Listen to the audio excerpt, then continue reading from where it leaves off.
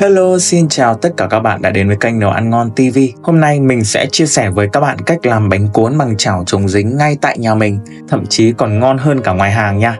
Đó, bánh cuốn dẻo dai mà lại một ụ thịt như thế này thì ăn cứ phải là ngập mồm luôn. Và cách làm thì cũng tương đối đơn giản thôi. Mình sẽ chia sẻ với các bạn một số cái điểm cần chú ý để có thể ra một chiếc bánh hoàn chỉnh và cả công thức nước mắm chua ngọt siêu ngon nha. Mời các bạn hãy vào bếp cùng mình.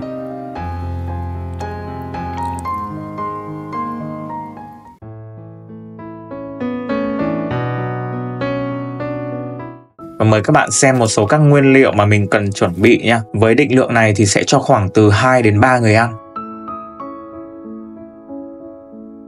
Và trước tiên thì mình sẽ đi ngâm mộc nhĩ với nước nóng.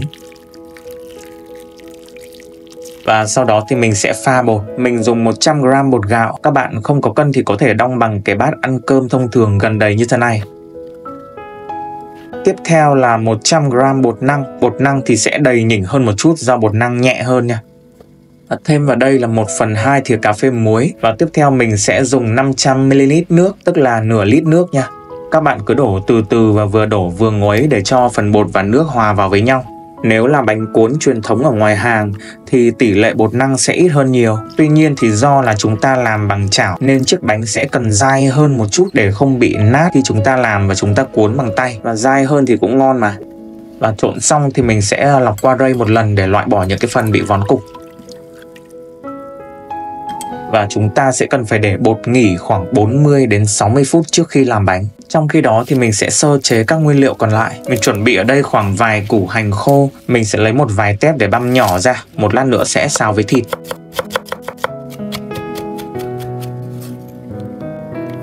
Và số hành còn lại thì mình sẽ thái mỏng và dọc trên thân củ hành để một lát nữa làm hành phi ăn cùng với bánh cuốn nha. Đó, thái dọc như thế này thì khi phi hành sẽ đẹp hơn và ngon hơn rất là nhiều. Tiếp theo mình có 2 cây hành lá. Phần gốc hành thì mình sẽ thái nhỏ để xào cùng với hành tím băm. Còn phần thân thì mình sẽ cũng thái nhỏ và để riêng ra.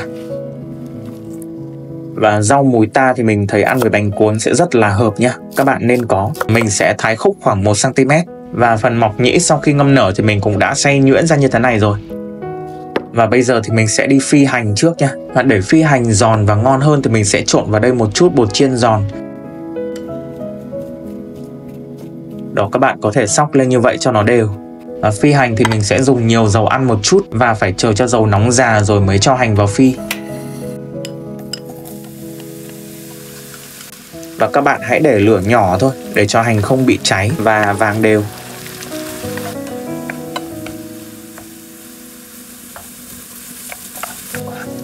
Khi hành chỉ cần hoe hoe vàng như thế này là cho ra được rồi nha. Vì khi cho ra ngoài hành vẫn tiếp tục nóng và chín thêm nữa.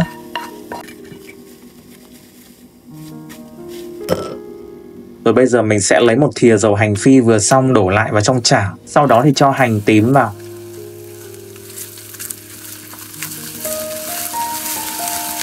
Khi mà hành đã dậy mùi rồi thì mình sẽ cho thịt xay vào xào trước. Để làm nhân bánh cuốn thì các bạn hãy chọn loại thịt xay mà được xay nhuyễn nhuyễn một chút.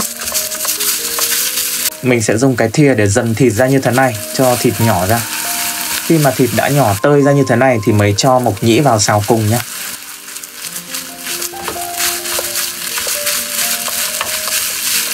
Đảo một lúc cho mộc nhĩ chín thì mình sẽ nêm gia vị. Mình sẽ nêm vào đây là 1 thìa cà phê hạt nêm và 1 thìa cà phê nước mắm. Làm nhân nhạt nhạt thôi vì chúng ta sẽ còn chấm bánh với nước mắm chua ngọt mà. Trước khi tắt bếp thì mình sẽ thêm vào một chút hạt tiêu xay để dậy mùi thơm.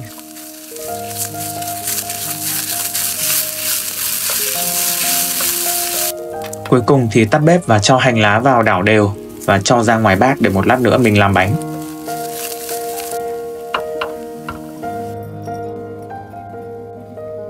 Bây giờ thì mình sẽ đi pha nước mắm chua ngọt với công thức là 2 đường, 2 mắm,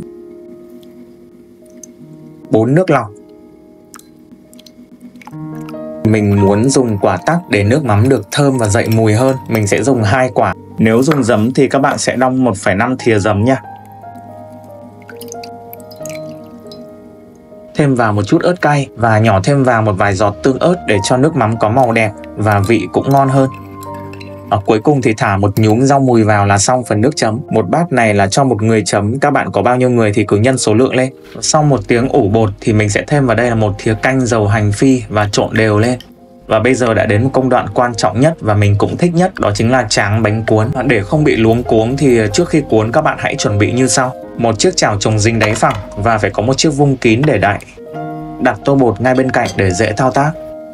Mình sẽ dùng một chiếc vung nhỏ bằng lòng chảo để lấy bánh cuốn ra. Mình sẽ bọc lên đây 2 lớp màng bọc thực phẩm để làm một mặt phẳng lấy bánh cuốn. Các bạn có thể sử dụng đĩa cũng được, nhưng mà vung thì nó có cái tay cầm để mình dễ thao tác hơn. Và nếu mà sử dụng đĩa thì cũng bọc màng bọc như vậy luôn. Tiếp theo để bên cạnh là một bát dầu hành phi nhỏ kèm theo một cây quét dầu để nhân bánh ra đây để cuốn bánh này. Một chiếc đĩa hoặc thớt để đặt bánh sau khi cuốn xong. Trước khi đổ bánh thì mình sẽ quét một lớp dầu ăn mỏng. Sau đó thì bật bếp và để lửa nhỏ.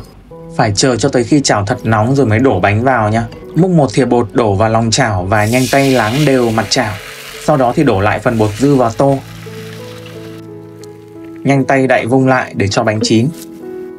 Sau khoảng 20 đến 30 giây thì bánh sẽ chín, mình sẽ lấy ra.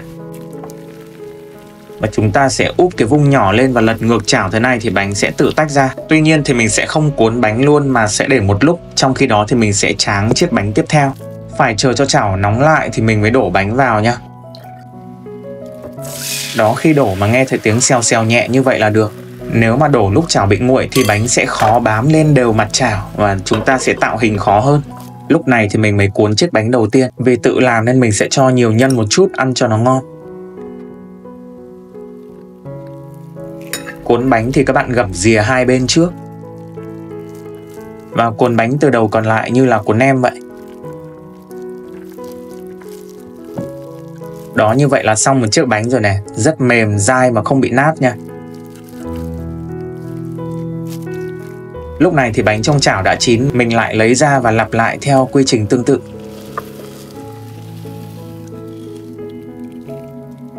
Thông thường thì sau khi đổ 2 bánh các bạn nên quét lại dầu một lần. Đổ bánh thì đổ mỏng như vậy thôi thì ăn sẽ không bị ngán. Và nhớ là phải đổ khi chảo đủ nóng nha. Và trong khi chờ bánh trong chảo chín thì mình mới lại cuốn chiếc bánh ở ngoài. Cứ làm như vậy cho tới hết. Các bạn thấy cũng đơn giản mà đúng không? Nhìn không khác gì bánh ngoài hàng luôn. Và khi ăn thì mình sẽ rắc hành phi và rau mùi lên. Số bột ngày hôm nay có thể đổ gấp đôi lượng bánh này các bạn ạ. Nhưng do mình đổ nhiều nhân quá nên bị hết mất nhân rồi mà bột thì vẫn còn. Các bạn lưu ý nha. Vậy là mình đã chia sẻ xong cách làm bánh cuốn bằng chảo chống dính tại nhà. Rất là đơn giản và mình ăn thì mình thấy còn ngon hơn cả ngoài hàng nữa. Ăn đã hơn, nhiều thịt hơn. Sau khi cuốn thì để một lúc bánh sẽ se lại và trong dai ngon như thế này. Thành phẩm là bánh cuốn có độ mềm, độ dai, nhân thịt thì thơm, hành phi giòn và kết hợp thêm rau mồi ta thì rất là hoàn hảo. Khi ăn chấm cùng nước mắm tắc chua ngọt rất là ngon các bạn ạ. Cảm ơn tất cả các bạn đã quan tâm theo dõi. Xin chào và hẹn gặp lại ở những video tiếp theo.